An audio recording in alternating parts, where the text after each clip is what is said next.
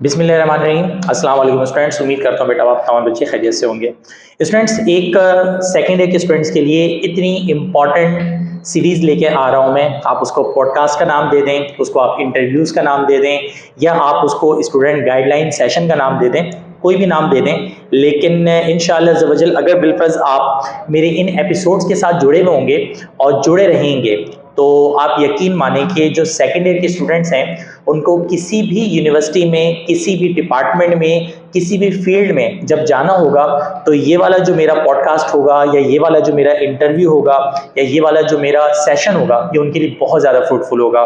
Plus मेरी request होगी कि मैं सबसे पहले जो आज के गेस्ट होंगे या आज का जो मेरा स्टूडेंट है, उससे पहले मैं आप लोगों से उन बच्चों से रिक्वेस्ट करूंगा जो मेरे स्टूडेंट्स रह चुके हैं। बहुत सारे स्टूडेंट्स जाहिर सी बातें देख रहे होंगे, कोई किसी डिपार्टमेंट में, बहुत सारे स्टूडेंट्स तो ऐसे हैं कि जो बैनुल मालिक से मैंने कुछ दिन पहले एक बच्चा आया था मिलने के लिए, वो वकील बन चुका है माशाल्लाह से।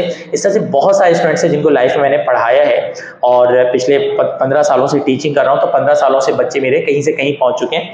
लेकिन मेरी रिक्वेस्ट होगी कि अगर बिलफर्ज कोई ऐसा बच्चा है जो किसी और यूनिवर्सिटी का, नेस्ट का है, फास्ट का है, जीई का है, और वो मेरे साथ पॉडकास्ट या मेरे साथ जो है सेशन उन बच्चों के लिए कि जो हमारे अपकमिंग स्टूडेंट्स हैं, जो इस वक्त सेकेंड ईयर में हैं या फर्स्ट ईयर में, जो कल को सेकेंड ईयर में आएंगे, उनके लिए वो इंटरव्यू लेना चाहता है या रिकॉर्ड करना चाहता है या मुझसे मुलाकात करना चाहता है तो ज़रूर मुझसे कांटेक्ट करें। सबके पास मेरा नंबर तो बहरहाल मौजूद ही होता है जो पुराने स्टूडेंट्स हैं। तो इंशाल्लाह ज़वजल उन बच्चों को भी मैं अपने साथ इंगेज करूँगा। बहरहाल कुछ बच्चे तो लाइन अप हुए हैं और आज जो सबसे पहला मैंने गेस्ट बुलवाया है वो मेरा नया स्टूडेंट भी है, ताहा मुबीन इनका नाम है, और ये एनईडी यूनिवर्सिटी में इनका एडमिशन पिछले साल हुआ था। मुझसे पढ़ने के बाद फिर आगे ये अपने फील्ड में गए। उसके बाद अभी इनका जो है क्या सिलसिला चल रहा है, क्या मामला हैं, इस बच्चे से ही पूछूंगा। अब वो स्टूडेंट्स के जो सेकेंड ईयर के हैं और एनईडी के किसी भी फील्ड में जाना चाहते हैं, चाहे वो कॉमर्स के बच्चे हों, चाहे वो मेडिकल के बच्चे हों, चाहे वो इंजीनियरिंग के बच्चे हों, तो इस पॉडकास्ट में फीस से लेकर, टेस्ट पैटर्न से लेकर, टेस्ट की तैयारी से लेकर, स्कोप से लेकर हर चीज़ को इंशाल्लाह मैं डिस्कस करूंगा। बातें सुनिएगा, इंशाल्लाह आपको अंदाजा होगा कि क्या बातें होने जा रही हैं। खैर, अस्सलाम वालेकुम बेटा, कैसे हो बेटा? क्या नाम क्या है भाई आपका? सैयद ताहा मुबीन नाम। सैयद ताहा मुबीन नाम है। ये बताओ बेटा कि तुम्हारा, मैंने बात तो उसमें बच्चों से वैसी कर दी कि तुम्हारा एनईडी में एडमिशन हुआ था। एनईडी में जो एडमिशन हुआ था तुम्हारा मेरे ख्याल से पिछले साल हुआ है। जी सर। तो अभी आपका सेकेंड ईयर चल रहा है। जी सर। ऐसे ही है। कौन सी फील्ड में एडमिशन हुआ था बेटा? मेरा एडमिशन हुआ था मेटलर्जिकल इंजीनियरिंग में। वहाँ पे बहुत सारी फील्ड्स वक्त मौजूद थी, लेकिन मेरी इंटर की परसेंटेज जो 82% थी और मेरी फर्स्ट ईयर की 89 थी। क्योंकि इंटर का रिजल्ट उस वक्त आया नहीं था तो उन्होंने एनईडी में फर्स्ट ईयर की बिहाफ पे ले रहे थे, तो मेरी 89% थी और मेरे 61 मार्क्स जो थे वो एंट्री टेस्ट में थे। तो मेरा जो टोटल एग्रीगेट बना वो 75 बना। उसकी बुनियाद पे मुझे मिली मेटलर्जिकल इंजीनियरिंग, क्योंकि पिछले साल परसेंटेजेस बहुत ज़्यादा हाई थी, तो उस वजह से जो स्टार्टिंग हुई 98 एग्रीगेट से स्टार्ट हुआ था। 98 से एडमिशन स्टार्ट हुआ था। 98 से और 49 पे एंड हुआ था। अच्छा, एक चीज क्लियर कर दें कि भाई वो जाहिर सी बात है पिछले साल परसेंटेजेस बहुत ज्यादा थी। जी जी। कोरोना का भी एक इम्पैक्ट था, सबका इम्पैक्ट था। फर्स्ट टाइम बच्चे बहुत ज्यादा परसेंटेजेस लेके आए थे, लेकिन अब वो परसेंटेजेस में थोड़ा सा डिफरेंस आ जाएगा। कुछ बेसिक रैंडम मतलब क्विक क्वेश्चंस है मैं तुमसे करने जा रहा हूँ। सबसे पहली बात ये बताओ कि तुम्हारी जो अपनी परसेंटेज थी अभी तुमने बताई कि फर्स्ट ईयर में थी कितनी? 89 और सेकेंड ईयर में कितनी थी? 82 थी सेकेंड ईयर में। जो एनईडी का एडमिशन होता है उसमें वो एनईडी वाले फर्स्ट ईयर की परसेंटेज देखते हैं, सेकेंड ईयर की परसेंटेज देखते हैं, या फर्स्ट ईयर सेकेंड ईयर की कंबाइंड परसेंटेज देखते हैं? क्या देखते हैं सर? वो फर्स्ट ईयर की परसेंटेज देखते हैं, क्योंकि सेकेंड ईयर का रिजल्ट उस वक्त आया नहीं होता, उन्होंने एडमिशन तो लेने हैं, तो वो फर्स्ट ईयर की बुनियाद, फर्स्ट ईयर की परसेंटेज होगी बुनियादी तौर पर में से मेरी 89% थी, तो उसी को उन्होंने 50% काउंट किया, और जो मेरा एंट्री टेस्ट का रिजल्ट के जो नंबर थे उसको 50% काउंट किया। और पहले जब हम जब पढ़ा करते थे तो उस वक्त ऐसा नहीं होता था। उस वक्त सिर्फ 50 मार्क्स का एक नंबर होता था कि आप 50 नंबर ले लें, 50 नंबर ले लें। अब 51 मार्क्स वाला और 99 मार्क्स वाला इक्वल होता था। जी सर, हमारे उसमें। ऐसी सर। अच्छा, आप ये जो अब जो नया 2019 के बाद शुरू हुआ, 2019 के बाद ये वाला पॉलिसी स्टार्ट हुई है। इसमें क्या है कि 50% आपके क्या देखेंगे? वो एंट्री टेस्ट के रिजल्ट और 50% फर्स्ट ईयर का रिजल्ट। ओ आई सी, मतलब 50% आपके पास एंट्री टेस्ट को देखा जाएगा। जी सर। और 50% आपको फर्स्ट ईयर को देखेंगे। फर्स्ट ईयर की परसेंटेज अच्छी नहीं है तो एग्रीगेट में अच्छे उठाता है 98, 99 और उसकी 70% है, तो उसको भी बड़ी आसानी से जो है अच्छी फील्ड मिल सकती है, अच्छी फील्ड्स मिल सकती हैं अगर वो एंट्री टेस्ट में अच्छे मार्क्स ले लें। अच्छा, एक चीज़ है, मेरे जहन में एक सवाल आया है कि अगर सपोज करो तुम कह रहे हो सेकेंडरी बिहाफ पे एडमिशन मिल गया एनईडी वाले बच्चे को, तो उस बच्चे के फॉर एग्जांपल फर्स्ट ईयर के बिहाफ पे एडमिशन मिल गया, उसकी सेकेंड ईयर में परसेंटेज सपोज करो कम हो गई। इमेजिन करो तुम कह रहे थे तुम्हारी 89% थी और 89% के साथ तुम्हें एनईडी यूनिवर्सिटी में एडमिशन मिल गया, ठीक है जी, मोस्ट वेलकम। फर्स्ट ईयर में, सेकेंड ईयर में तुम्हारी 89 नहीं है, 82 है, 82 से भी कम हो सकती थी जी सर। अब सपोज करो कि एनईडी ने तो एडमिशन फर्स्ट ईयर के बिहाफ पे दे दिया है और एनईडी में तुम अपना सेकेंड ईयर में तुम्हारी सप्ली लग जाती है, सेकेंड ईयर में तुम्हारे मार्क्स कम हो जाते हैं, देन एनईडी निकाल देगी। एनईडी निकाल देगी किस सूरत में? सर 60 से अबव होनी चाहिए और तमाम पेपर्स क्लियर होने चाहिए, 60 प्लस होनी चाहिए। अच्छा, 60% से अबव परसेंटेज होनी चाहिए, तमाम पेपर्स जो हैं क्लियर होने चाहिए, बस ऐसे। अच्छा, यानी अगर बिलफर्ज आपने फर्स्ट टाइम अच्छी परसेंटेज गेन की है, देन 60+% होनी चाहिए और आपके पास सारे पेपर क्लियर होने चाहिए। अदरवाइज अगर फर्स्ट टाइम 89 भी है, सपोज कर लो, तो फर्स्ट टाइम 89 भी है और आपने सेकंड ईयर में सप्ली लगा दी, तो एनईडी क्या कर देगी? आपके एडमिशन को कैंसिल कर देगी। कैंसिल कर देगी। तो दोबारा ये मेरी स्टूडेंट, मेरा जो दोस्त है उसकी 91% थी फर्स्ट ईयर में और उसकी सेकंड ईयर में थी 66, पेपर्स क्लियर थे, इस वजह से उसे रखा, लेकिन उसकी 66 पे आई थी सेकंड ईयर में। अच्छा, लेकिन उसकी 91% तो यूज उन्होंने 91 ही की, 91 यूज की। बेहतरीन चीज़ है। तो खैर ये तो एक एडमिशन पॉलिसी के वाले से तुमसे बात हुई कि एनईडी, इसका मतलब ये कि एनईडी का जो बुनियादी तौर पे एडमिशन है वो 50% एंट्री बेस्ड है जी सर, और 50% जो है वो फर्स्ट ईयर बेस्ड है जी। सेकंड ईयर की औकात ही खत्म कर दी एनईडी ने, बस 60+ रखना है, इतनी मेहनत करने की जरूरत ही नहीं सेकंड ईयर में, है ना? अच्छा, एक चीज़ है, एनईडी का जो टेस्ट होता है वो कैसा आता है? सर 100 मार्क्स का पेपर होता है, उसमें 25% जो होता है मैथ्स पेपर, 25% इंग्लिश, 25% फिजिक्स और 25% केमिस्ट्री। अब मैथ्स का मामला ये होता है कि इसमें कंप्यूटर शामिल हो सकती है, मैथ्स के अंदर कंप्यूटर वाला बच्चा है, क्योंकि इंजीनियरिंग में तो मैथ्स से जाहिर बात है।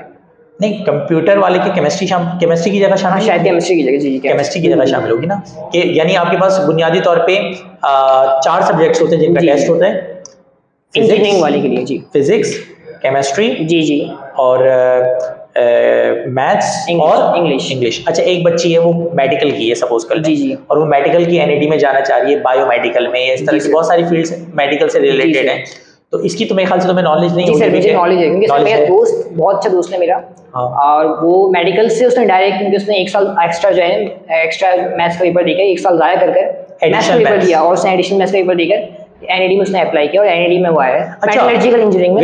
वेट मुझे अच्छा पॉइंट मिल गया, यानी एक ऐसा बच्चा कि जो मेडिकल का है जी सर, वो भी एनईडी में इंजीनियरिंग के डिपार्टमेंट में एडमिशन ले सकता है जी सर। कैसे ले सकता है दोबारा बता? उसने एडिशनल मैथ्स का पेपर दिया, 1 साल ज़ाया किया उसने, 1 साल में एडिशनल मैथ्स का पेपर दिया और उसके बाद उसने एनईडी में अप्लाई किया। एडिशनल मैथ्स का पेपर देना होता है, फिर वो एनईडी में अप्लाई करे, वो इंजीनियरिंग की किसी भी फील्ड में एडमिशन ले सकता है बच्चा। वायर। अच्छा, मुझे एक बात बताओ, अगर सपोज करो मेडिकल की इसी फील्ड में एडमिशन लेगा, तो फिर तो उसके मैथ्स की बजाय एप्टीट्यूड टेस्ट में मेरे ख्याल से बायो का पेपर होगा, यानी 25 नंबर की मैथ्स की बजाय उनका क्या आ जाएगा? बायो का पेपर आ जाएगा। चलो ठीक है। अच्छा, बुनियादी तौर पे एक चीज़ हमने डिस्कस कर ली कि भाई एनईडी का जो पेपर होता है वो अपना कैसा आता है, एनईडी का जो एडमिशन क्राइटेरिया वो कैसा होता है। एक और चीज़ मुझे बताओ कि बुनियादी तौर पे जो एनईडी है उसकी जो फीस है, यानी जब एडमिशन होता है तो एडमिशन के वक्त कमो बेश कितना खर्चा आ जाता है एक बच्चे के पास? सर हर साल 3,000 रुपये सेमेस्टर फीस पे बढ़ते हैं, हर साल 3,000 अराउंड बढ़ जाता है। मेरी सेमेस्टर फीस उस वक्त 34,000 थी और मेरी एडमिशन फीस टोटल मिला के 72,000 मेरे वक्त में थी, और अब हो गई 80,000 इंजीनियरिंग के लिए और बीएस के तमाम प्रोग्राम्स के लिए। बीएस बीई के लिए इंजीनियरिंग और बीएस के प्रोग्राम की फीस एक जैसी है? 80 जी सर। अच्छा, एक चीज मैं तुम्हारी बात कट कर रहा हूँ माजर। अच्छा, तुम्हारे साथ फॉर्मेलिटी इस वजह से नहीं है, जो स्टूडेंट जाहिर बात है तो टेंशन नहीं है, लेकिन एक चीज़ है कि मुझे एक बात बताओ कि एनईडी में बीएस हो या बीई हो या किसी भी फील्ड का एडमिशन हो, यानी तुम्हारे अलग डिपार्टमेंट को, कुछ बच्चे सिविल के होंगे, कुछ बच्चे मैकेनिकल के होंगे, तो हर डिपार्टमेंट की फीस अलग अलग होती है या सबकी एक जैसी होती है? सबकी एक जैसी होती है, बीएस बीई सबकी एक जैसी होती है। आर्किटेक्चर की अलग हो। At the time of admission around कितना खर्चा आता है? सर उस वक्त मेरे वक्त में 72,000 और इस वक्त एनईडी ने कर दी 80,000 एडमिशन फीस। यानी अभी जो 2024 बच्चे एडमिशन लेंगे 2023 के लिए, 2023 के लिए जो बच्चे एडमिशन ले रहे हैं इनके कितना आएगा? 80,000। तो भाई स्टूडेंट्स ये जहन में रख लें कि आप जिस साल में भी ये वीडियो देख रहे हैं, ये माइंड में रख लीजिएगा कि इस बच्चे ने एडमिशन पिछले साल लिया था तो कितना खर्चा आया था भाई? 72,000। 72,000। अब 72,000 में अराउंड 5 से 6,000 मिला दिए तो अराउंड 80,000 का खर्चा आ जाएगा। यानी आप अगर बिल्कुल 2 साल बाद ये वीडियो देख रहे हैं तो 89 या 90 या 95,000 का खर्चा आ जाएगा। हर साल कम से कम 4,000, 5,000, 6,000 का क्या आता है, डिफरेंस आता है फीस में। तो अराउंड ये at the time of admission से सेमेस्टर फीस का मसला ये होता है, पहला सेमेस्टर तो एडमिशन फीस से निकल जाएगा, सेकंड सेमेस्टर की बारी जब आएगी, ये सेमेस्टर, 1 मिनट मैं बात कर रहा हूँ, सेमेस्टर 6 महीने पे मुश्तमिल होता है या साल में? 6 महीने।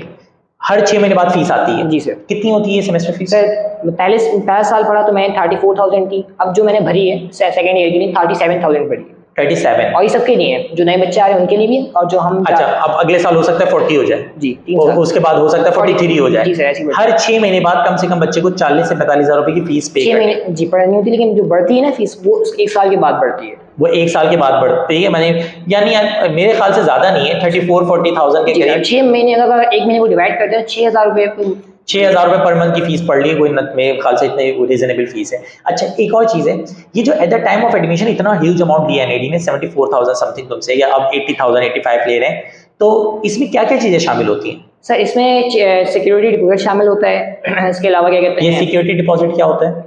सर अगर हम जो हैं वहाँ पे, जैसे कि अभी एक पेट्रोलियम इंजीनियरिंग का बच्चा था, बाहर स्नैचिंग हुई, उसको मार दिया गया, तो बाहर हुई, लेकिन अगर अंदर उसको कोई वैसा वाक़या पेश आता है और उसकी जान चली जाती है तो यूनिवर्सिटी जिम्मेदार है इस चीज़ को, और यूनिवर्सिटी इस चीज़ को पे करेगी। अच्छा जी, तो इसी चीज़ का सिक्योरिटी डिपॉजिट लिया जाता है कि ये आप जो है सिक्योरिटी डिपॉजिट ले दे, इस चीज़ का क्राइटेरिया होता है। अच्छा, ये वापस हो जाता है फिर?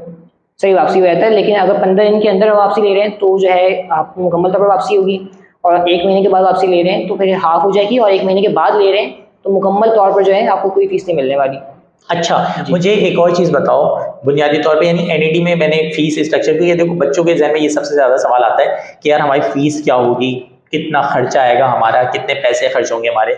एक और चीज़ मुझे बताओ कि ये जो एनईडी है इसमें जब टेस्ट होता है, जो टेस्ट होता है, टेस्ट में 4 सब्जेक्ट्स हैं, फिजिक्स है, केमिस्ट्री है, मैथ्स है और इंग्लिश है।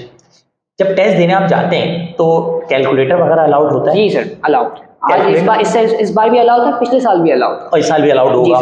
एक कागज की बात है, साइंटिफिक कैलकुलेटर अलाउड होता है? साइंटिफिक कैलकुलेटर अलाउड होता है। साइंटिफिक अलाउड होता है, क्योंकि मेरी जो इन्फॉर्मेशन है, जो सच बात है वो ये कि सिंपल कैलकुलेटर अलाउड होता है, साइंटिफिक नहीं शायद। मैंने खुद यूज किया। आपने खुद यूज किया तो बस बात खत्म हो जाती है। ठीक है, साइंटिफिक कैलकुलेटर अलाउड होता है, भाई ले जाओ कैलकुलेटर, छापो, लिख लो, है चलें जी, मजे की बात है।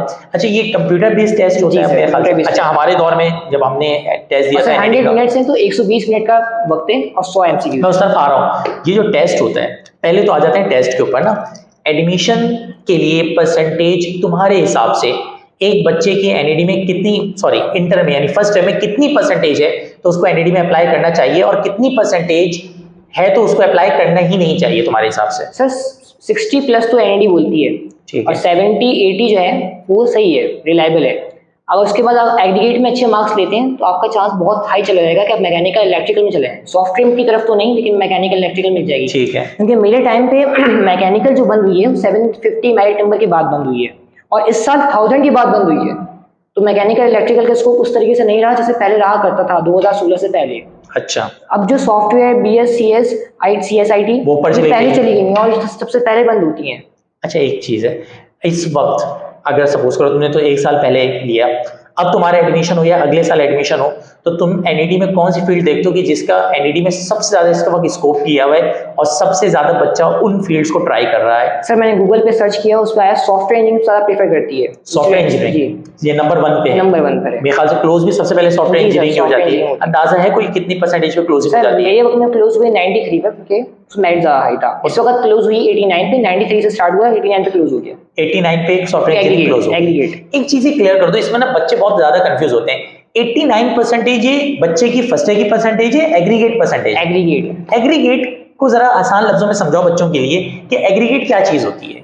एग्रीगेट ये कि सर 50% से मुराद ये कि 50 मल्टीप्लाई बाय 100, फिर जो आपके नंबर्स हैं उसको आप डिवाइड करके परसेंटेज निकाल सकते हैं।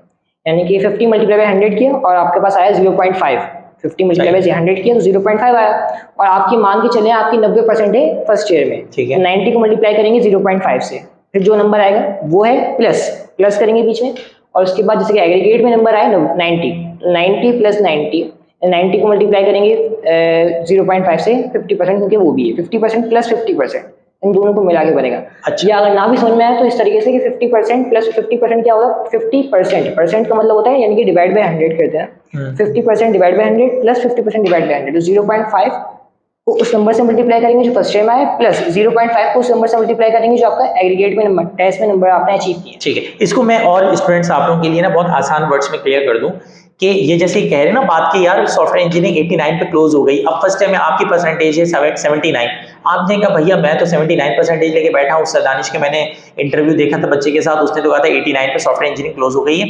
ये फर्स्ट ईयर की परसेंटेज नहीं है, ये एग्रीगेट परसेंटेज है। एग्रीगेट का मतलब ये होता है कि उसमें 50% उसने एंट्री टेस्ट के मार्क्स देखे, 50% उसने फर्स्ट ईयर के मार्क्स देखे। इमेजिन कर लो फर्स्ट टाइम में आपकी 80 परसेंटेज है, फर्स्ट टाइम आपकी 80 परसेंटेज है, तो आपका एग्रीगेट 80 का 50% कितना बन जाएगा 40, तो आपकी परसेंटेज 40 है, ठीक है, 40 परसेंटेज है। अब आपने एप्टीट्यूड टेस्ट लिया और एप्टीट्यूड टेस्ट में आपने इमेजिन कर लो कि 100 में से 90 नंबर ले लिए, 100 में से 90, तो 90 का जो 50% निकलेगा वो कितना निकलेगा, 45 निकलेगा। अब 40 तो आपके पास सेकंड ईयर में थी, सॉरी फर्स्ट ईयर में थी 40, और 45 एंट्री टेस्ट में ली, तो 40 प्लस 45 कितनी बन जाएगी 85। इसका मतलब आपकी जो एग्रीगेट परसेंटेज होगी वो 85 होगी। बात समझ में आ गई?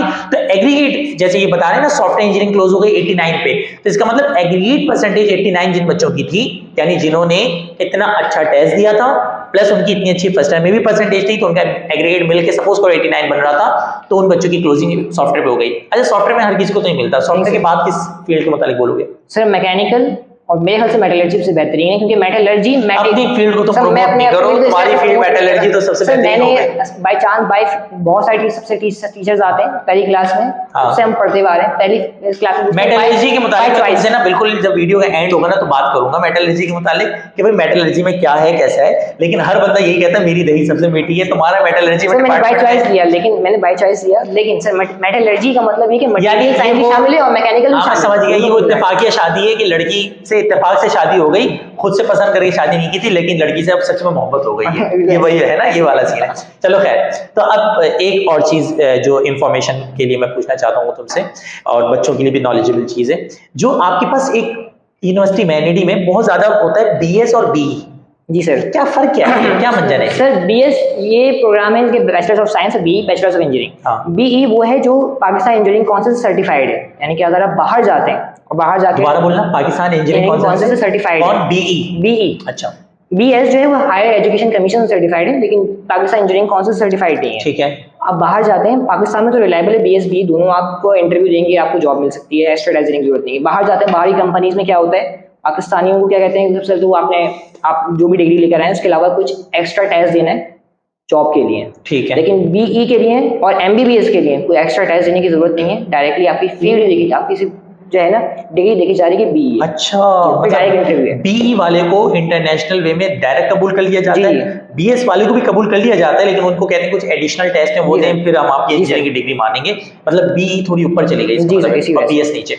एनईडी में नॉर्मल तौर पे जो एडमिशन क्लोज होते हैं वो कहाँ तक की परसेंटेज पे हो जाते हैं? सर उस वक्त 49 थे, अभी तक जो 49 परसेंटेज, 49 एग्रीगेट, 49 एग्रीगेट, 49 एग्रीगेट में भी एनईडी में एडमिशन मिल जाता है, इतना प्यार गिर गया तुम्हारे? लेकिन बीएस है। अच्छा, लेकिन वो बीएस है, और सर वो थरपारकर के लिए, क्योंकि थरपारकर की भी फील्ड चल रही होती है, वहाँ पे भी उनका कैंपस है, थरपारकर के लिए फील्ड चल रही होती है, ये भी एक नया तुमने चैप्टर खोल दिया मेरे लिए। एक तो कराची कैंपस है एनईडी, सिटी कैंपस भी है। सिटी कैंपस कहाँ है ये? सर सदर में, वो सदर में सिटी कैंपस भी है, वो भी एनईडी का ही है, डिग्री एनईडी की मिलेगी उसमें। और थरपारकर कैंपस क्या है? वो थरपारकर पे, बिल्कुल ऐसी है। ये 3 कैंपस है एनईडी के, तो कराची का बच्चा इन तीनों में से किसी में भी एडमिशन ले सकता है? सर मेन कैंपस तो एनईडी यूनिवर्सिटी का जो यूनिवर्सिटी रोड पर मौजूद है वो है, सिटी कैंपस है, और वहाँ पे आर्किटेक्चर वगैरह की फील्ड्स हैं, और सिविल इंजीनियरिंग वगैरह की, और अर्बन इंजीनियरिंग वगैरह की फील्ड्स हैं। थरपारकर में भी तीनों चीजें मौजूद हैं, आर्किटेक्चर, अर्बन और सिविल। बाकी सारे डिपार्टमेंट जो है सिर्फ यहीं पे मौजूद है, यहीं पर मौजूद। अच्छा, लेकिन अगर बिल्कुल आर्किटेक्ट में एडमिशन लेना चाहते हैं, अब नए अगले साल एक नया ये कहते हैं डिपार्टमेंट लॉन्च करने जा रही है, आर्टिफिशियल इंटेलिजेंस का, एआई का, जो कि मेरे ख्याल से आर्टिफिशियल इंटेलिजेंस के लिए बच्चे को मूव करना चाहिए। तो भाई चलें, एक और ब्रेकिंग न्यूज़ ये कि एनईडी जो है बहुत जल्द एक और डिपार्टमेंट अनाउंस करने जा रही है, एआई यानी आर्टिफिशियल इंटेलिजेंस। वो जो तुम लोग खेलते हो ना स्नैपचैट पे कि मैं तुमसे प्यार करता हूँ, नहीं मैं भी तुमसे प्यार करता हूँ, वो स्नैपचैट पे जो तुम लोग एआई को जो है ना यूटिलाइज कर रहे होते हो, तो वो एआई जो है आर्टिफिशियल इंटेलिजेंस है, ये बहुत बड़ा टॉपिक है। कोई मेरे पास ऐसा बच्चा आया कि जो AI एक्सपर्ट हुआ, तो इंशाल्लाह उस पॉडकास्ट में मैं बात करूंगा उस मुतालिक। लेकिन खैर आज मैं NED के अंदर ही अंदर रहता हूँ। खैर NED यूनिवर्सिटी की ये तो बात हो गई कि भाई एडमिशन जो है बुनियादी तौर पे जब होता है तो एडमिशन के वक्त खर्चा कितना आता है, टेस्ट कैसा होता है, ये सारी चीज़ें हो गई। मुझे एक बात बताओ, NED यूनिवर्सिटी का जब एडमिशन हो रहा होता है, आपकी परसेंटेज थी, आपको सबसे पहले तो पता चला होगा कि भाई NED यूनिवर्सिटी के एडमिशन आ चुके हैं। जी सर। जब एडमिशन के लिए अप्लाई करते हैं तो क्या किया जाता है उस वक्त, किन किन चीज़ों की ज़रूरत पड़ती है, क्या क्या स्टार्ट में क्या खर्चे आते हैं? जी सर। पता कैसे चलता है? एक समझ लो कि बिल्कुल एक न्यू बॉर्न सर मैं जब अप्लाई करने जा रहा था तो मेरे खानदान में से पहले किसी ने, मेरे फादर MSc अप्लाइड मैथ थे कराची यूनिवर्सिटी से, NED का कोई भी खानदान में नहीं था, नहीं था। मैं खुद पहली मरतबा करने जा रहा था। सही है। तो उस वक्त ऐसा हुआ कि मेरा ना तो कोई सर्टिफिकेट बना हुआ था, ना कुछ था, डोमिसाइल नहीं था, सब कुछ बनवाया उसी वक्त अर्जेंटली। ठीक है। एंट्री टेस्ट देने के बाद जब मैंने उनका क्या कहते हैं उनका स्क्रिप्चर पढ़ा, तमाम चीज़ें उनकी जो मौजूद थी, उसमें डोमिसाइल शामिल था, उसमें 6 फोटोज शामिल थी। और अच्छा, मैं तुम्हारी बात कट कर रहा हूँ, सॉरी स्टूडेंट्स आप लोगों की भी। मेरा भी जब एडमिशन हुआ था ना, तो यूनिवर्सिटी में एडमिशन के वक्त मेरे भी यही सीन हुआ था कि मुझे कोई गाइड करने वाला नहीं था। तो PRC, डोमिसाइल और ये सारी चीजें ना मैंने अर्जेंट बोलो, इतनी कोई ख्वारी होती है, वो एक कलेक्टर का साइन लेना है, DC का होता है, वो DC ऑफिस में होता है ना, वो एक सिग्नेचर लेने के लिए मैं पता है कितने घंटे खड़ा रहा था। ऐसे ही भाई वो सिग्नेचर, और वो मोटा सा एक अंदर बंदा बैठा हुआ था सिग्नेचर करने के लिए, अंदर गया AC में बैठा, वो खा रहा है, हाँ क्या हुआ देखा, फिर उसने सिग्नेचर कर दिया। 4 घंटे खड़े, 4 मिनट का भी काम नहीं था और उसके लिए इतनी ख्वारी हुई थी। लेकिन खैर ये सब होता है। तो वापस टॉपिक पे आते हैं। NED यूनिवर्सिटी के एडमिशन के वक्त पहले तो आप एडमिशन फॉर्म भरते हैं। जी सर। एडमिशन फॉर्म कैसे भरा जाता है? ऑनलाइन होता है या जाके? ऑनलाइन है, 2019 के बाद सब ऑनलाइन है। कैसे भरते हैं ऑनलाइन में, क्या होता है? सर सबसे पहले तो क्या कहते हैं NED के लिए वो फील्ड्स पूछेंगे कि आपको फील्ड्स कौन सी चाहिए, सिलेक्ट करनी पड़ेंगी, ऐसे मिलेंगी नहीं, लेकिन वहाँ पे मौजूद होगा। इसके अलावा आपको अपना कुछ अब तो एवतार कर दिया, लेकिन पहले फोटो था, पिछले साल फोटो था, इस साल एवतार कर दिया इन्होंने कि आपको अपनी एवतार अपलोड करनी है। पिछले साल फोटो था, मैंने अपनी फोटो अपलोड। ये क्या होता है एवतार? सर 3D मॉडल आपकी तस्वीर का। 3D मॉडल में देखेंगे क्या? रिश्ता भिजवा रहे हैं NED वाले? सर मेरी अभी सेमिनार है नासा का, स्पेस एक्स चैलेंज में मैंने जो है पार्टिसिपेट करना है परसों, और उसमें मैंने एवतार ही अपलोड किया है। अच्छा 3D मॉडल बनवा के, 3D मॉडल के ऊपर वर्कआउट किया। मतलब क्या NED वाले रिश्ता करवा रहे हैं, शादियां करवा रहे हैं जो इतना 3D मॉडल? असल में मसला ये होता है कि ठीक है, मैं हूँ, मेरा बड़ा भाई बिल्कुल मेरे जैसा है शक्ल में, मुझसे ज़्यादा ज़हीन है, मेरा एंट्री टेस्ट देकर आता है और जो है रिजल्ट मुझे मिल जाता है। तो NED को डिफाइन करो ना, NED में पढ़ लो। अच्छा मुझे एक बात बताओ कि एडमिशन के लिए आप एडमिशन जब फॉर्म फिल करते हैं उस वक्त मेरे ख्याल से एक फीस वाउचर भी जमा कराना पड़ता है एडमिशन के लिए। अंदाजन कितना होता है वो, जो एंट्री टेस्ट देने के लिए बच्चे को फॉर्म फिल करना? पहला जो एंट्री टेस्ट होता है ना, उसकी जो फीस है ना वो 4200 थी, 4500 अब कर दी। अब 4500 है पहला जो एंट्री टेस्ट। दूसरा टेस्ट कब से चला रहे हैं? 2000 ही चल रही है, अभी भी 2000 थी, पिछले साल भी 2000 थी, उससे पिछले साल भी 2000 थी। कितने टेस्ट अटेम्प्ट कर सकता है? 2 साल, एक साल में 2 टेस्ट अटेम्प्ट कर सकता है एक ही बच्चा। जी सर। ये जो 2 टेस्ट अटेम्प्ट कर रहा है बच्चा, उसको सपोज करो पहले वाले टेस्ट में उसके ज्यादा नंबर आ गए और दूसरे वाले टेस्ट में उसके कम नंबर आ गए। ऐसे मेरे साथ भी। इट्स टोटली स्टूडेंट के ऊपर कि वो चाहे तो पहले टेस्ट के मार्क्स यूटिलाइज कर ले, चाहे तो दूसरे टेस्ट के मार्क्स। बेस्ट ऑफ 2 मतलब जो जिसमें ज्यादा होंगे, पहले वाले में दूसरे वाले में, वही काउंट किए जाएंगे। अच्छा, मेरे 58 थे, दूसरे वाले में 61 हो गए, ज्यादा हो गए। लेकिन मेरा जो क्या कहते हैं दोस्त था, उसके थे 65, दूसरे में हो गए 58, तो 65 काउंट किए गए। अच्छा, जो मतलब इसका मतलब ये हुआ कि तुम हर बच्चे को यही वो करोगे, रेकमेंड करोगे कि टेस्ट दोनों दें। जी सर। जो दोनों में से जिसमें ज्यादा मार्क्स आ गए वो बेस्ट है। ये तो बेहतरीन हो गया। तो इसका मतलब उसके लिए जब फॉर्म फिल करते हैं तो वहां पे ऑप्शन होता है कि दोनों टेस्ट के लिए अप्लाई कर रहे हैं? नहीं सर, आपने एक दे दिया तो एक के बाद दूसरे के जो फॉर्म आएंगे वो बाद में आएंगे। अच्छा, वो बाद में फॉर्म आएंगे, यानी पहले फर्स्ट एंट्री टेस्ट के मार्क्स वो आएंगे। जी सर। फर्स्ट एंट्री टेस्ट का पहले फॉर्म आएगा, फिर उसके बाद देना है, आपने अटेंड करना है, उसके मार्क्स आएंगे, मार्क्स आने के बाद सेकंड फॉर्म फिल करना, दूसरे फॉर्म आएगा। उसके बाद जो है क्या कहते हैं आपके पास, अल्लाह भला करे, दूसरा फॉर्म। सर ये मार्क्स आने का सिलसिला इतना क्विकली होता है कि आपने एंट्री टेस्ट दिया, इसके 3 से 4 दिन के बाद, आप जैसे एंट्री टेस्ट खत्म होगा उसके अगले दिन ही आपका मार्क्स अपलोड हो जाएंगे। ये आपके औकात की बात है, ठीक है। अच्छा, मुझे एक और बात बताओ, ये जो क्या कहते हैं 2 टेस्ट, मतलब एक चीज तो मैंने सीख ली, मैं बच्चों को भी ये बोलूंगा कि भाई दोनों टेस्ट दो, 2000 रुपए को मत देखो, फर्स्ट टेस्ट भी दो, सेकंड टेस्ट भी दो, और ये घबराने की जरूरत ही नहीं कि अगर हमारे टेस्ट मार्क्स कम हो गए तो क्या। अकॉर्डिंग टू स्टूडेंट जो NED में खुद पढ़ रहे हैं कि बेस्ट ऑफ 2 काउंट किया जाएगा, यानी जिसके ज्यादा मार्क्स होंगे वो खुद ब खुद NED उस मार्क्स को पिक कर लेगी। अब एक और चीज है, आज जब टेस्ट देने के लिए जाते हैं तो टेस्ट देने के लिए जब जा रहे होते हैं, आप टेस्ट की तैयारी कर ली, फर्स्ट टेस्ट देने के लिए जा रहे हैं, कंप्यूटराइज टेस्ट होता है, कैसा माहौल होता है, क्या लेके जाना चाहिए, किस तरह जाना चाहिए, क्योंकि तुमने खुद टेस्ट दिया पिछले साल, थोड़ा सा एक्सपीरियंस शेयर मैं करो। पहली मरतबा देने जा रहा था, मुझे खुद भी नहीं पता कि मैं क्या लेके जाऊँ। तो मैंने डिबिया ली अपनी और उसमें पेंसिल डाली और अपना कैलकुलेटर डाला, इसके अलावा कुछ भी नहीं डाला मैंने।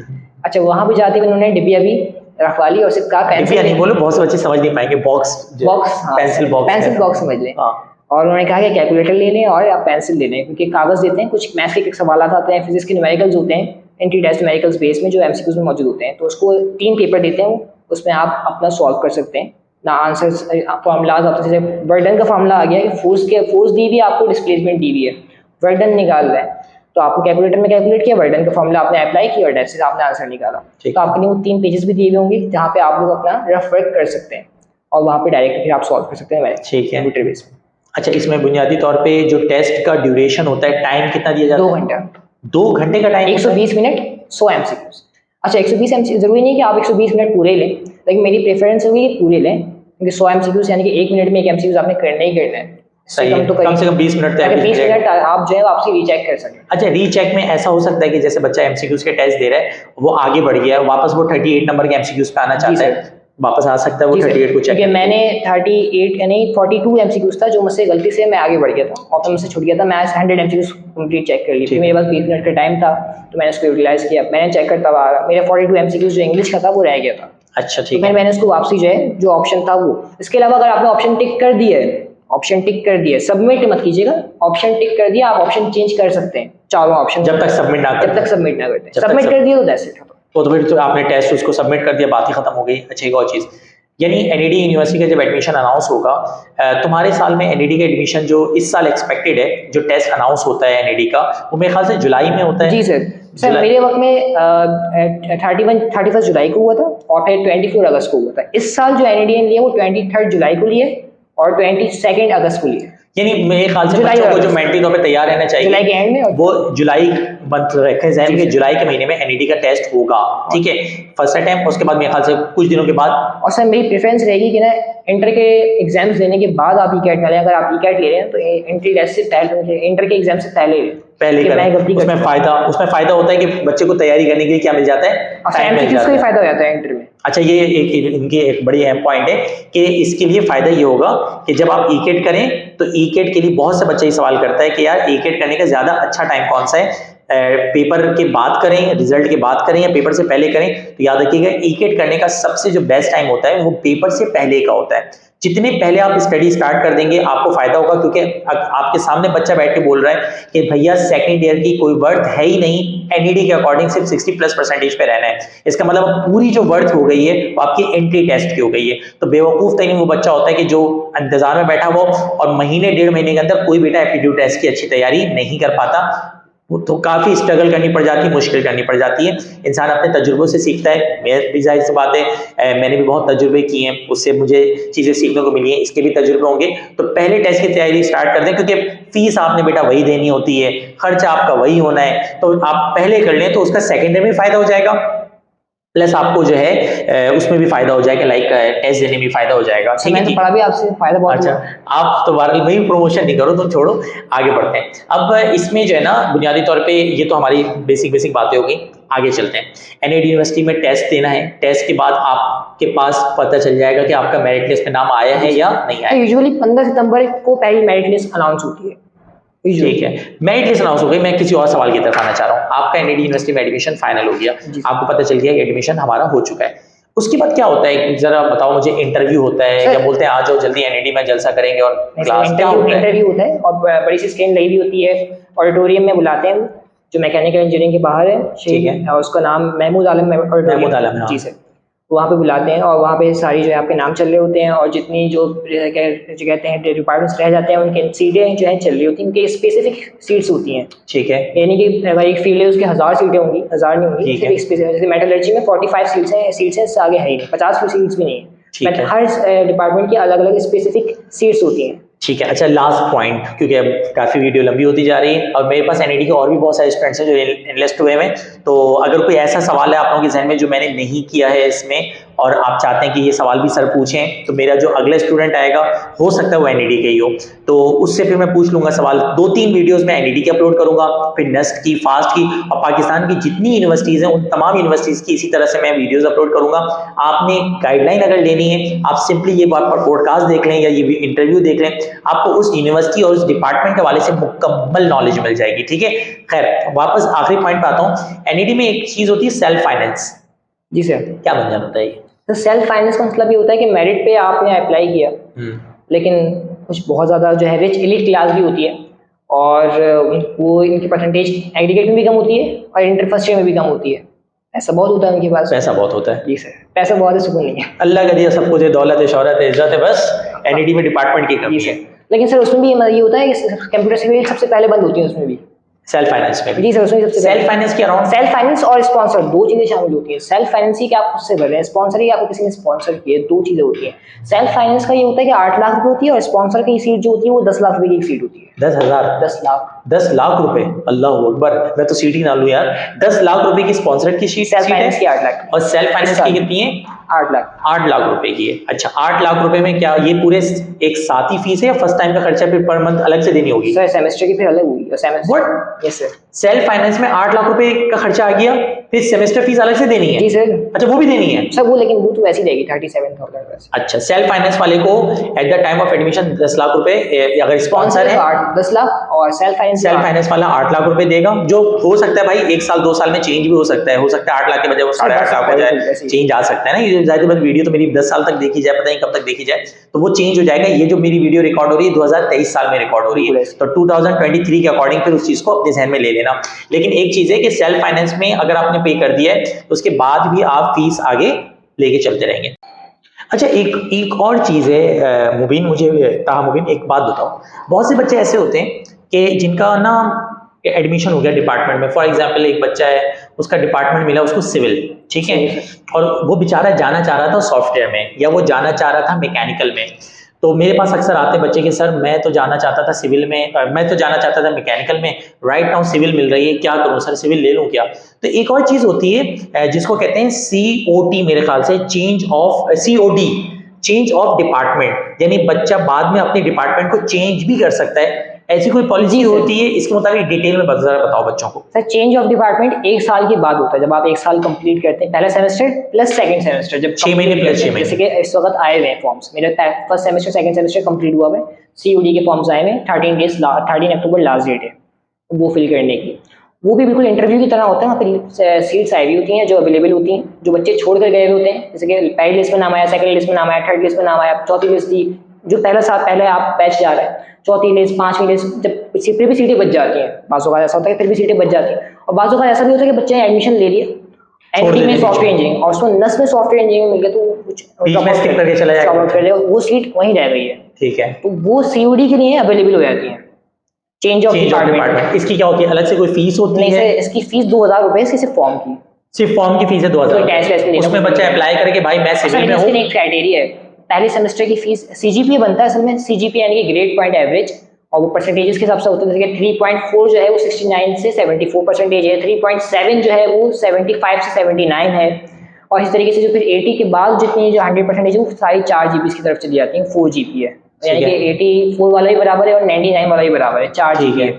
तो सॉफ्टवेयर इंजीनियरिंग क्लोज स्टार्ट 4 से होती है और क्लोज भी 4 पे होती है सॉफ्टवेयर इंजीनियरिंग, यानी कि 4 GB, यानी कि आपके लिए मस्ट है कि वो 84%। यानी सपोज करो, यानी तुमने बड़ी अच्छी नॉलेज दी कि एक बच्चा है वो सिविल डिपार्टमेंट से उसका सॉफ्टवेयर में एडमिशन नहीं हो पाया, लेकिन सॉफ्टवेयर में 5-6 सीटें खाली पड़ी हुई हैं, तो वो COD करके 1 साल के बाद सिविल में चुप करके दाखिल हो जाए और सिविल में गुजारा चलाए, और सिर्फ और सिर्फ कोशिश करे कि मेरी जो CGPA है वो अच्छी आ जाए, 3.94 आ जाए, और 1 साल बाद जैसी फॉर्म आए तो मैं COD यानी चेंज ऑफ डिपार्टमेंट करूं और अपनी उस फील्ड में चला जाऊं जिस फील्ड में ज्यादा खूबसूरत माहौल बना हुआ है। ऐसा ही है। चलें जी, बहरहाल ये भी एक बहुत अच्छी नॉलेज दी है। अब नेक्स्ट पॉइंट की तरफ चलते हैं। अच्छा, अब आ जाओ डिपार्टमेंट के हवाले से, क्योंकि तुम जो आए हो वो मेटलर्जी डिपार्टमेंट से आए हो।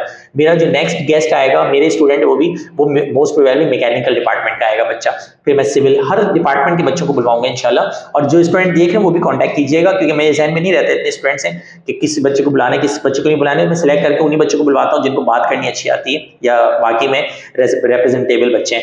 अब आप मुझे एक बात बताओ कि आपका जो डिपार्टमेंट है वो कौन सा डिपार्टमेंट है? Metallurgical engineering. मेटलर्जिकल इंजीनियरिंग की बेसिक डेफिनेशन है कि आप मेटल पढ़ाना नहीं है मेटलर्जी, ठीक पढ़ा नहीं है? रहा हूँ, मैं सिर्फ डेफिनेशन बेसिक हाँ, डेफिनेशन बता रहा हूँ कि आप मेटल्स को एक्सट्रैक्ट करें यानी बाहर निकालें उसके ओर्स से। ठीक है। लेकिन ये असल में अगर बताया जाए कि हमने जो प्रैक्टिकल्स परफॉर्म किए हैं वो material sciences plus mechanical engineering in दोनों का निचोड़ है। तो अगर आपने किसी इंडस्ट्री में जाना है तो वहाँ पे मटेरियल की भी जरूरत पड़ेगी और वहाँ पे मैकेनिकल की भी जरूरत पड़ेगी। मान के चले मटेरियल की इंजीनियरिंग जो इंडस्ट्री बंद हो गई है, क्या पाकिस्तान स्टील मिल नहीं चल रही है इस वक्त, ठीक है। बंद है, लेकिन मैकेनिकल की फील्ड्स हैं, इंडस्ट्रीज हैं, वो अभी भी चल रही हैं। कहाँ कहाँ जा सकते हैं, आगे क्या स्कोप है इस सर डिपार्टमेंट स्टील का? मिल सर पाकिस्तान की जो है डॉक्टर अब्दुल कदीर खान वो मेटलर्जिकल इंजीनियर थे।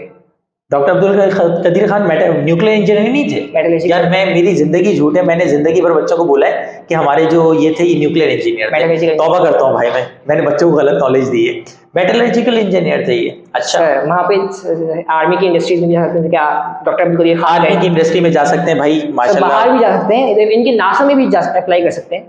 नासा में जाके क्या करेंगे, पहाड़ों से वो सर लेके नासा आएंगे? ने इस तरह से कि 2027 में एक मिशन लॉन्च करने जा रहा है, साइकी मिशन, जो ठीक है। एस्ट्रॉइड को स्टडी करेगा। तो एस्ट्रॉइड्स को यानी कि मेटल रिच एस्ट्रॉइड है तो मेटल्स को स्टडी करने के लिए मेटलर्जिकल इंजीनियर की जरूरत पड़ेगी।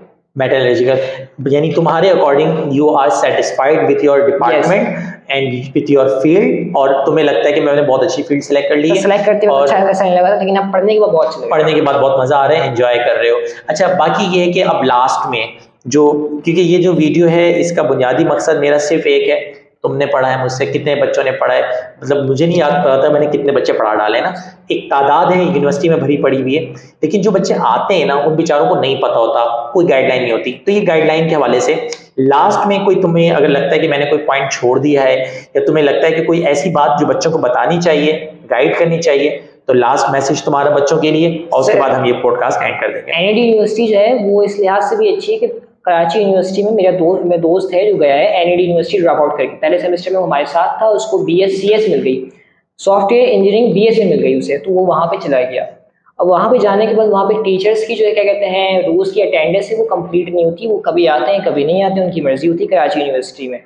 लेकिन एनआईडी का ये कि हर डिपार्टमेंट में वो क्या कहते हैं टीचर्स की अटेंडेंस देखी जाती है, और अगर कोई टीचर नहीं आ रहा है, जैसे कि टीचर नहीं भी आते हैं बहुत से डिपार्टमेंट में, तो आप अपने HOD यानी कि हेड ऑफ डिपार्टमेंट को शिकायत करके उसको बदलवा सकते हैं, उसको रिप्लेस करा सकते हैं या उस पर सख्ती करवा सकते हैं। तो एनआईडी यूनिवर्सिटी जो है वो कराची नहीं क्योंकि सिंध की मेरे ख्याल से सबसे बेहतरीन यूनिवर्सिटी इस लिहाज से भी है कि वहाँ पे एक स्टाफ, एक ऐसा टीचर्स का स्टाफ जो कि बहुत एजुकेटेड और क्या कहते हैं अटेंडेंस और अपने स्टूडेंट्स को अपना पूरा टाइम देने वाला, अच्छी तरीके से पढ़ाने वाला है। मैं इंग्लिश में नहीं बोल पाया लेकिन मैंने उर्दू में बोला। लेकिन ये कि एनआईडी यूनिवर्सिटी में वाकई में है, अगर बहुत सारे बच्चे एनआईडी में जाना चाहते हैं, एनआईडी की बुनियादी वजह ये होती है कि एनआईडी जो यूनिवर्सिटी जो है वो कि वेल रिकग्नाइज यूनिवर्सिटी है, एनआईडी का नाम चलता है वहाँ पूरी इंडस्ट्रीज़ में। आप किसी इंडस्ट्री में जाएंगे, आप से पहले पूछा जाएगा कि आप कहाँ से गए। मान के चलें कि मैं दाऊद यूनिवर्सिटी से BE करके आता हूँ, एनआईडी से BE करके आता हूँ, तो मेरा इंटरव्यू पहला मेरा होगा एनआईडी वाले का, फिर दाऊद का होगा। वो स्किल के ऊपर भी होता है, यकीनन आपकी अगर स्किल अच्छी है, बंदे की स्किल का देखा जाता है, स्कोप नहीं देखा जाता। लेकिन मेरा इंटरव्यू जो पहले कॉल होगा वो यकीनन एनआईडी वाले का कॉल होगा, क्योंकि कराची में एनआईडी की नाम चलता है। सिंपल बात है, मेरे सर ने भी कहा कि बड़े भाई ये तुमने एनआईडी की पब्लिसिटी कर दी, उनको अपने इश्तिहार देने की जरूरत नहीं है, वो कहेंगे बच्चों को हमने छोड़ा हुआ है, एनआईडी की पब्लिसिटी कर रहे हैं। चले खैर, बहुत मजा आया बेटा आपके साथ, इंशाल्लाह अपना बहुत सारा ख्याल रखिएगा। स्टूडेंट्स, जाते जाते मेरा दोबारा से मैसेज है कि देखें, आपको जिस भी फील्ड में एडमिशन लेना है, फील्ड का बच्चा भी मौजूद प्लस यूनिवर्सिटी के बच्चे भी मौजूद। तो मैंने हर जो मेरा पॉडकास्ट, हर जो सीरीज होगी, जो हर मेरे एक एपिसोड होगा, उसमें इसी तरह से एक स्टूडेंट मौजूद होगा, पूरा देखा कीजिएगा। स्पेशली वो स्टूडेंट्स के जो अपनी फील्ड सिलेक्शन करने जा रहे हैं, या तो फर्स्ट ईयर के हैं, या तो मैट्रिक के हैं, या तो सेकंड ईयर के राइट नाउ हैं, और आगे जाकर उनको अपनी यूनिवर्सिटी की फील्ड्स वगैरह सिलेक्ट करनी है, तो किसी ना किसी पॉडकास्ट में, किसी ना किसी एपिसोड में आपको कुछ ना कुछ यकीनन नया सीखने को मिलेगा, हर यूनिवर्सिटी के मुतालिक सीखने को मिलेगा, और हर डिपार्टमेंट में सीखने को, हर डिपार्टमेंट के मुतालिक सीखने को मिलेगा। अपना बहुत सारा ख्याल रखिएगा स्टूडेंट्स। इंशाल्लाह किसी नेक्स्ट में मुंह पे क्लास रेडी हुई है, नेक्स्ट एपिसोड में मुलाकात करेंगे। अल्लाह हाफिज।